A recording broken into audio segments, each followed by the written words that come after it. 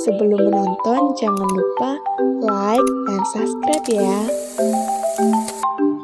Assalamualaikum warahmatullahi wabarakatuh. Perkenalkan, saya Gitalia dari kelompok 6 beserta anggota saya yaitu Rantika, Cantika, dan Hadijah. Kami dari kelas 12 OTKP 1 SMK Negeri 1 Lubai Ulu. Di sini kami akan mempresentasikan tugas otomatisasi dan tata kelola sarana dan prasarana yang dibimbing oleh Ibu Elviana SE. Baiklah, langsung saja ke paparan materi. Bab 17 yaitu melakukan penyimpanan dokumen sarana dan prasarana kantor. Yang pertama adalah pengertian dokumen kantor. Dokumen kantor merupakan sebuah tulisan yang dibuat oleh pihak satu yang ditunjukkan kepada pihak lain untuk keperluan tertentu. Dokumen kantor meliputi surat penawaran barang, surat permintaan barang, berita acara penyimpanan, surat perjanjian kerja, dan memo. Proses penyimpanan merupakan proses yang penting untuk dilaksanakan dalam proses perkantoran. Penyimpanan memiliki fungsi agar dokumen atau alat-alat kantor dapat tetap dalam keadaan baik, terawat, tidak rusak, dan ketika dokumen atau alat kantor tersebut dibutuhkan, maka dapat ditemukan dengan cepat. Selanjutnya, A. Mengenal penyimpanan dokumen, sarana, dan prasarana. 1. Pengertian dan tujuan penyimpanan dokumen. Penyimpanan adalah kegiatan yang dilakukan oleh seseorang atau sekelompok karyawan kantor untuk menampung barang-barang kantor yang berasal dari pembelian atau mendapatkan hibah. Penyimpanan dilaksanakan agar barang atau bahan yang disimpan tidak mudah rusak, tidak mudah hilang, agar tersusun rapi sehingga mudah ditemukan apabila barang atau bahan tersebut dibutuhkan kembali, dan memudahkan untuk menganalisis barang. Penyimpanan dokumen merupakan kegiatan yang dilakukan oleh karyawan kantor atau sekretaris untuk menyimpan dokumen penting seperti surat perjanjian, surat jual beli, surat keluar, surat permintaan dan penawaran barang, dan kwitansi yang dapat digunakan sebagai bukti bahwa kantor pernah melakukan kegiatan. Sedangkan penyimpanan barang merupakan kegiatan yang dilaksanakan oleh seseorang atau beberapa karyawan untuk menyimpan barang-barang pembelian atau hibah. 2. Hal-hal yang harus diperhatikan dalam proses penyimpanan dan cara penyimpanan dokumen kantor. A. Hal-hal yang perlu diperhatikan dalam proses penyimpanan. Antara lain, 1.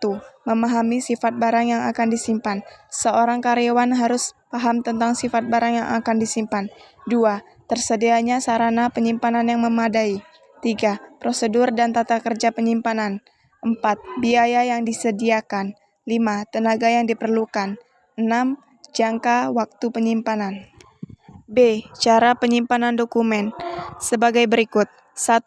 Mengklasifikasikan dokumen berdasarkan jenis, berdasarkan tanggal masuk surat, dan berdasarkan tanggal keluar surat. 2. Dokumen yang akan disimpan dalam keadaan bersih sehingga dokumen akan tetap rapi dan bersih. 3. Dokumen disimpan dalam tempat yang memadai sehingga dokumen yang dimiliki oleh kantor dapat ditata dengan baik. 4. Dokumen dapat disimpan dengan sistem abjad sehingga apabila dokumen tersebut dibutuhkan lagi, maka akan mudah untuk ditemukan. Yang terakhir yaitu penyimpanan dokumen dapat disimpan ke dalam berangkas atau disimpan secara online melalui Google Drive. Baiklah, yang selanjutnya ada beberapa ruang lingkup dokumen kantor yang meliputi A. Dokumen literar, B. Dokumen korporil, C. Dokumen privat. B. Menelaah pengklasifikasian dokumen kantor. Yang pertama, dokumen kantor dari segi pemakaian dibedakan menjadi 4 jenis, yaitu A. Dokumen pribadi, B. Dokumen niaga, C. Dokumen sejarah, D. Dokumen pemerintah. 2. Dokumen kantor dari segi nilai gunanya dibedakan menjadi 4 bagian, antara lain A. Nilai penerangan, B. Nilai perdagangan, C. Nilai yuridis, dan terakhir D. Nilai historis. 3. Dokumen kantor dari segi sumber dokumen. Yang pertama ada dokumen dari pemerintah, yang kedua dokumen dari pihak swasta, yang ketiga dokumen yang bersumber dari kontrak-kontrak dagang, yang keempat lembaga persuratan dan penerbitan, yang terakhir perseorangan. Yang keempat ada dokumen kantor dari segi fungsi dibedakan menjadi 2, antara lain dokumen dinamis dan dokumen statis. Yang kelima, dokumen kantor dari segi penelitian dibedakan menjadi 3 jenis, yaitu 1. Dokumen primer, 2. Dokumen sekunder, dan terakhir dokumen tersir. Selanjutnya 6 dokumen kantor dari segi ruang lingkup dan bentuk fisik dibedakan menjadi 3 bagian antara lain 1 dokumen netral, 2 dokumen korporal, 3 dokumen privat.